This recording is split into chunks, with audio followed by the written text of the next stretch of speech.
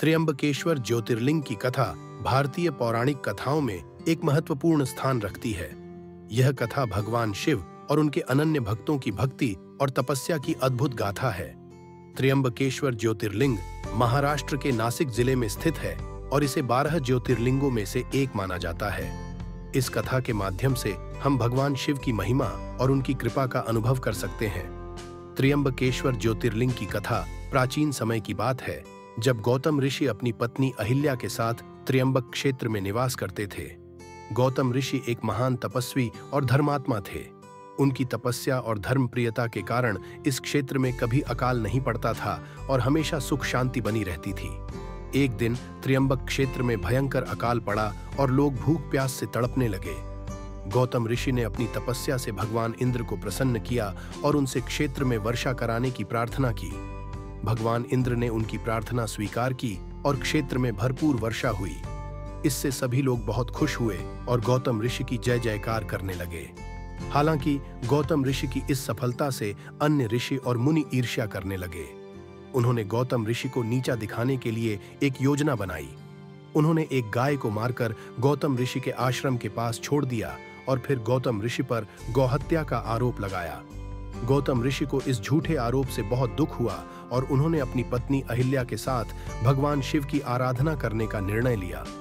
उन्होंने कठोर तपस्या की और भगवान शिव को प्रसन्न करने के लिए अनेक व्रत और उपवास किए। भगवान शिव उनकी भक्ति और तपस्या से प्रसन्न हुए और उनके सामने प्रकट हुए।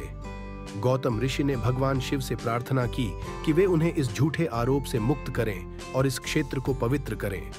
भगवान शिव ने उनकी प्रार्थना स्वीकार की और कहा कि वे इस क्षेत्र में ज्योतिर्लिंग के रूप में प्रकट होंगे।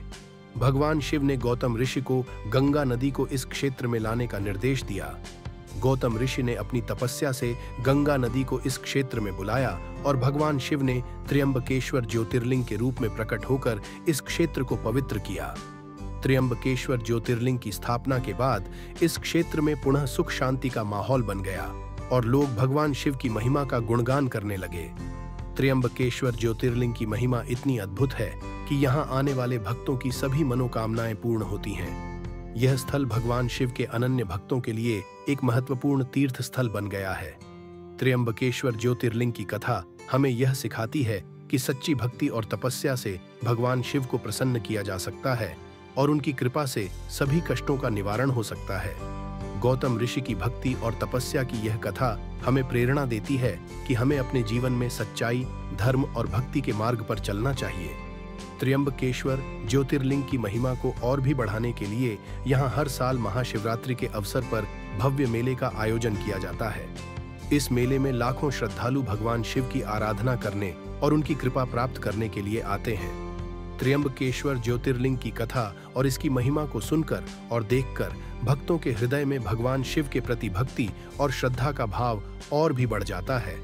इस प्रकार त्र्यंबकेश्वर ज्योतिर्लिंग की कथा हमें भगवान शिव की महिमा और उनकी कृपा का अनुभव कराती है। यह कथा हमें यह सिखाती है कि सच्ची भक्ति और तपस्या से भगवान शिव को प्रसन्न किया जा सकता है और उनकी कृपा से सभी कष्टों का निवारण हो सकता है।